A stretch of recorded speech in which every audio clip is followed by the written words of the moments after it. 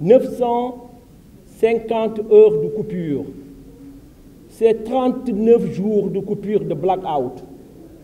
Aujourd'hui, en 2018, on est à 45 heures, donc moins de 2 jours de coupure. Donc tout le monde voit la progression qui a fait que les bougies ont disparu, la progression qui a fait que les groupes électrogènes ne sont plus maintenant en business.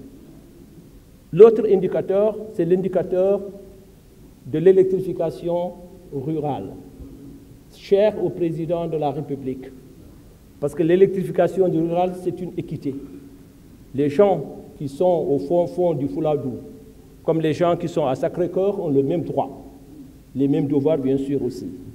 Le droit, donc, de l'État, c'est de veiller à ce que tout Sénégalais, là où il se trouve, puisse accéder à l'énergie, mais l'énergie la moins chère. Et c'est ça la vision du chef de l'État. Le pétrole et le gaz du Sénégal sera un pétrole et le gaz qui va renforcer l'économie existante et qui va le développer pour ouvrir d'autres secteurs.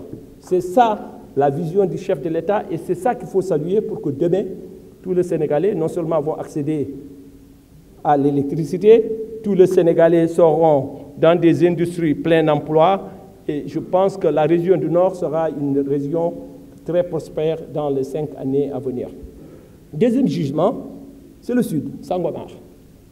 Sangomar, c'est du pétrole associé avec du gaz. Le pétrole, ça fait à peu près 540 millions de barils. Le gaz, c'est à peu près 2,5, ce n'est pas beaucoup. Mais l'avantage de ce gaz, c'est un gaz qui est associé, qu'on peut utiliser pour venir faire la substitution au niveau des centrales de Sénélec. On ne peut pas le vendre, mais on l'utilise pour faire de l'énergie. Et en faisant de l'énergie, on diminue les coûts, parce qu'aujourd'hui, 70% de l'énergie du Sénégal, c'est de l'énergie thermique. On aura 400 à 500 mégawatts à Sangomar, ça représente 50% de notre énergie thermique qu'on peut basculer en énergie avec le gaz qui va diminuer les prix parce qu'on va sortir à moins de 35 francs le kilowattheure. Aujourd'hui, on est vers 65 francs le kilowattheure. Donc ça, c'est quelque chose à saluer. Pour la SAR, honorable député Sissoko a parlé de la SAR, je pouvais le développer quand je développais Sangomar. Parce que j'ai parlé du gaz associé à Sangomar et je n'ai développé que la partie gaz. La partie pétrole, c'est 100 à 125 000 barils jour. C'est à peu près 3 à 4 fois la capacité de la SAR actuelle. La SAR traite à peu près 30 à 35 000 barils jour. C'est bien permis de rêver.